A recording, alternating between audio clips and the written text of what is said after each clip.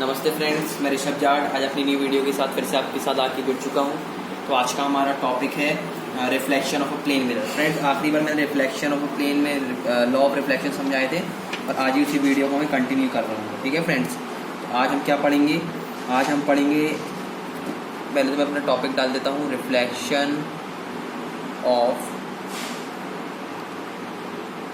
Light by different mirrors.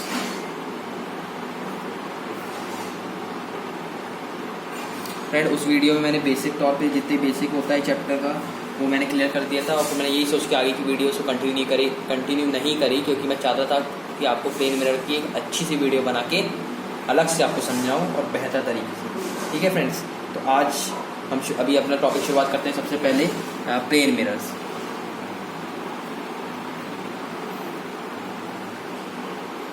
ठीक है friends, जो प्लेन मिरर होता है असल में, सबसे मैं आपको यहाँ पर ड्रॉ करके बताता हूँ।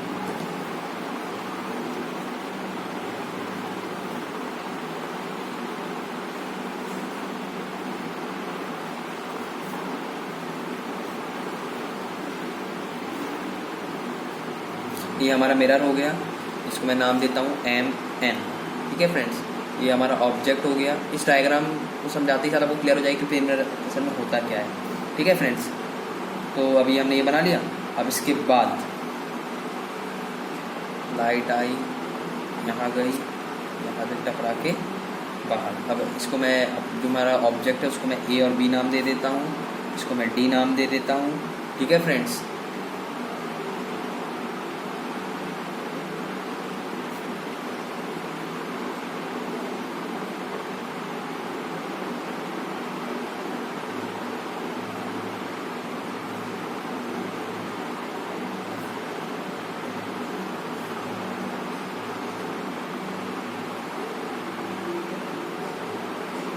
ठीक है फ्रेंड्स, तो मैं चालू करता हूँ। जैसे कि आपने देखा है यहाँ पर एक ऑब्जेक्ट AB मैंने प्लेस किया है ना, एट सम परपेंडिकुलर डिस्टेंस।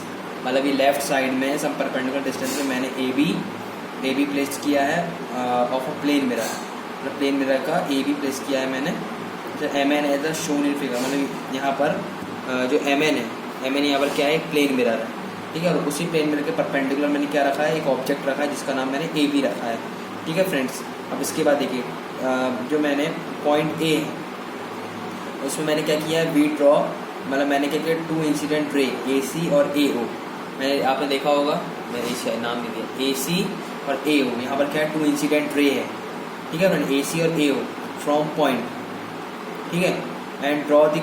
और मैंने क्या किया, इसके बाद करस्पॉन्डिंग रिफ्लेक्टेड रे CA और OD।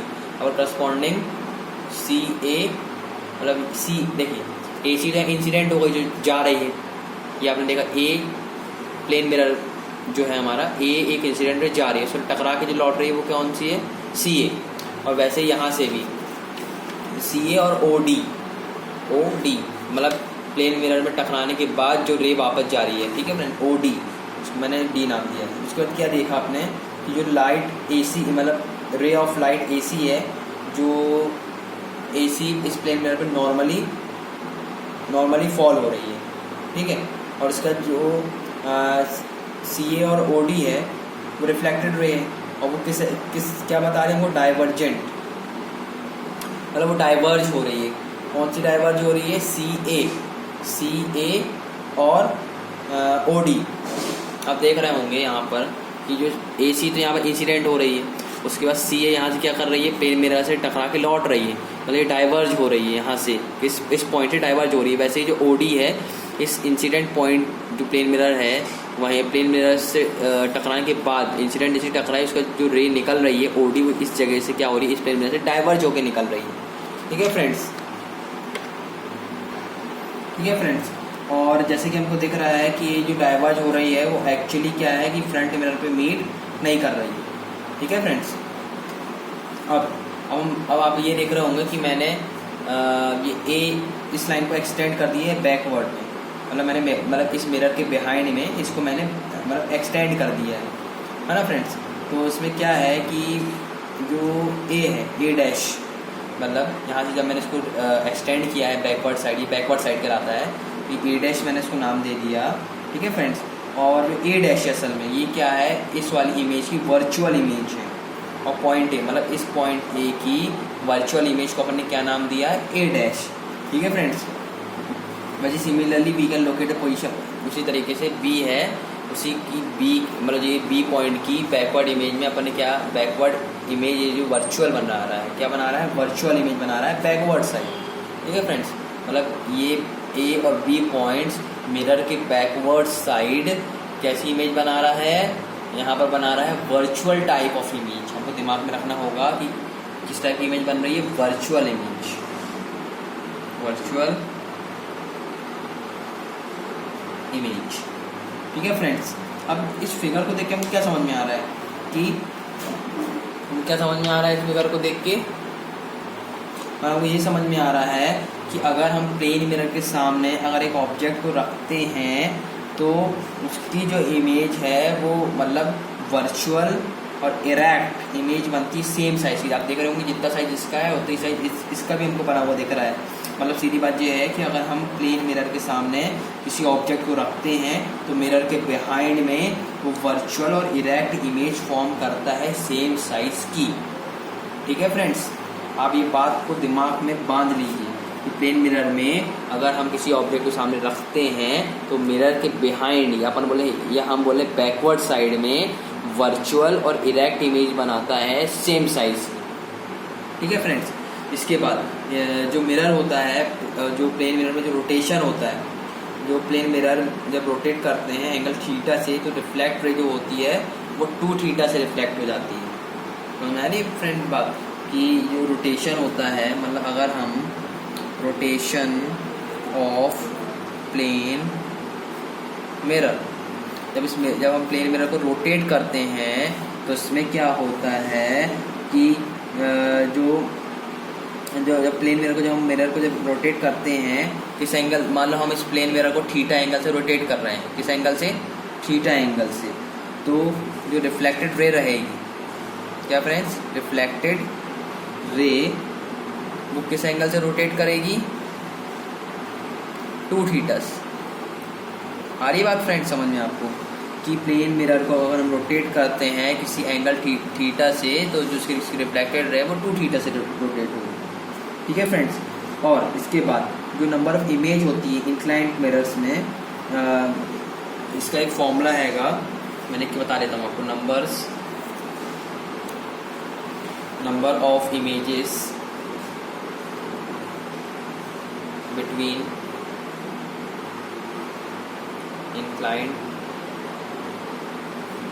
mirror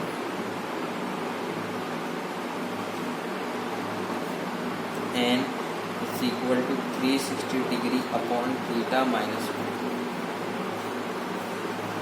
ये फॉर्मूला है फ्रेंड्स, अगर 2 प्लेन मिरर हैं और वो आपस में इंक्लाइंड है और उनके बीच एंगल थीटा है, मतलब अगर 2 प्लेन मिरर हैं जैसे मान लिया हमने, उनके बीच का एंगल अगर थीटा बन रहा है, अगर हम एक तौर पे देखा जाए तो उनके बीच में बनने वाली नंबर ऑफ इमेजेस जो होती हैं उनको निकालने का ये फॉर्मूला है। मतलब यहाँ थीटा मतलब 2 प्लेन्स के बीच में इंक्लाइंड जो हम मिरर रख रहे हैं उनके बीच का एंगल थीटा और 360 डिग्री -1, और n यहाँ पर क्या है, number of images formed between 2 inclined mirrors. ठीक है फ्रेंड्स, तो अब हम आगे बढ़ते हैं। अब हम पढ़ेंगे reflection by spherical mirror. Reflection by spherical mirror. ठीक है फ्रेंड्स, अब इसमें हम स्फेरिकल मिरर में जितने भी रिफ्लेक्शन होते हैं वो जानते हैं।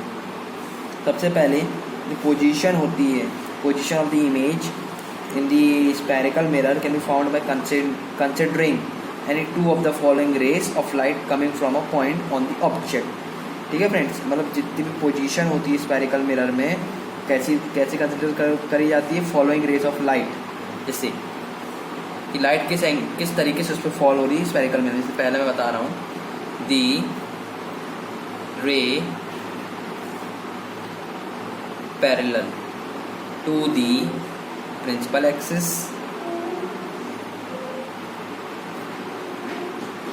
after reflection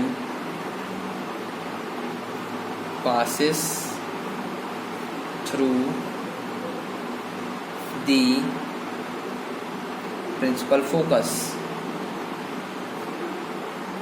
F of a concave mirror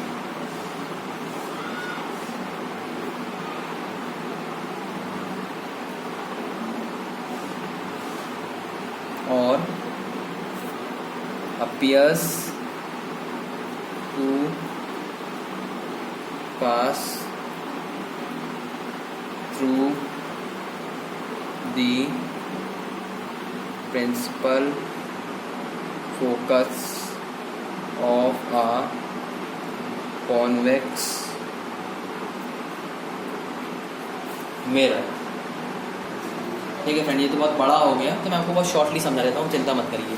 कि जो रे रहती है, ये रे लाइट की जो रे है वो प्रिंसिपल एक्सिस के क्या है, पैरेलल है। मतलब रे जो है, एक मिनट फ्रेंड, मैं दूसरा पेन का यूज़ कर लेता हूँ जिससे आपको समझ में आएगा।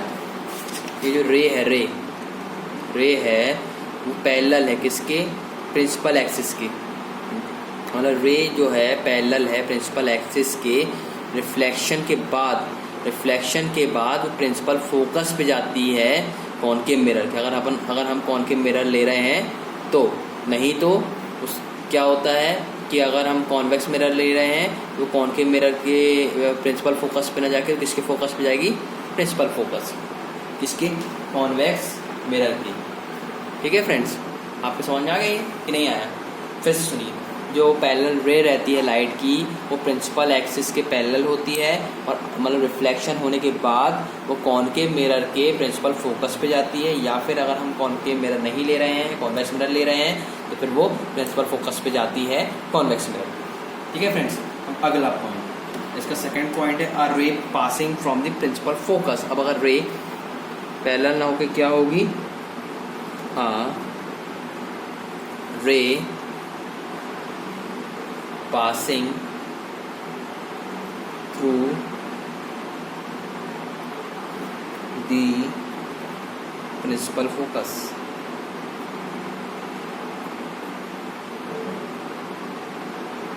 in a concave mirror or a ray which is directed toward is reflected parallel to the principal axis। Friends चिंता मत करिए, मैं अभी आपको शॉर्ट में समझा देता हूँ। ठीक है फ्रेंड्स, तो मैं आपको समझा देता हूँ क्या है कि जो रे है, रे पासिंग थ्रू प्रिंसिपल फोकस, मतलब रे जो है प्रिंसिपल फोकस से होके जा रही है किसके, कॉनकेव मिरर के, या फिर और विच इज डायरेक्टेड टूवर्ड्स, मतलब या फिर हम ये बोले कि जो डायरेक्टेड है किसके टूवर्ड्स, मतलब रिफ्लेक्ट होने के बाद फिर प्रिंसिपल एक्सिस के पैरेलल है। फिर से एक बार, जो रे है पासिंग फ्रॉम द फोकस किसकी, कौन से मिरर के, कॉनकेव मिरर के फोकस से होकर जा रही है, या फिर डायरेक्ट है किसके, डायरेक्ट है प्रिंसिपल एक्सिस के डायरेक्ट है, मतलब रिफ्लेक्ट होने के बाद उस प्रिंसिपल एक्सिस के पैरेलल है। सीधी बात ये बोले हैं कि जो रे है वो प्रिंसिपल फोकस से होकर जा रही है कॉनकेव मिरर के, और पैरेलल है किसके, प्रिंसिपल एक्सिस के। कब, रिफ्लेक्ट होने के बाद। ठीक है फ्रेंड्स, आगे आपको समझ में। थर्ड पॉइंट क्या है,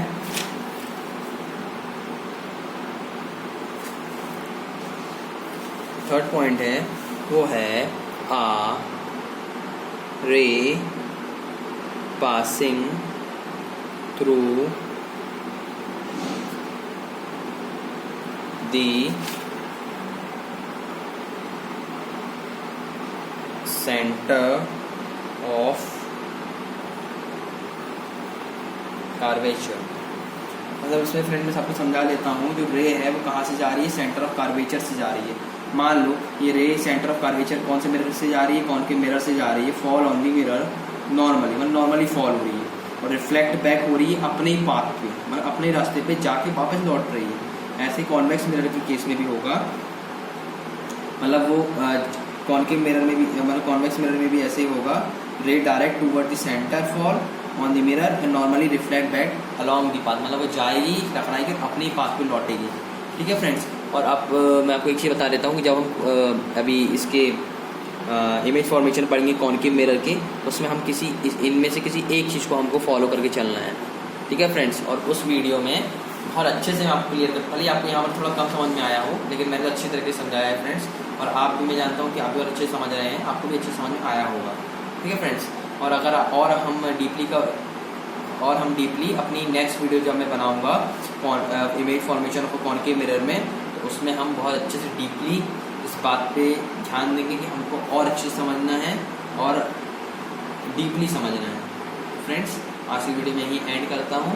तो आप मेरी वीडियो देखते रहिए, सब्सक्राइब करिए और कमेंट करके बताइए कि कैसी बनी है। Thank you friends. नमस्ते फ्रेंड्स, मैं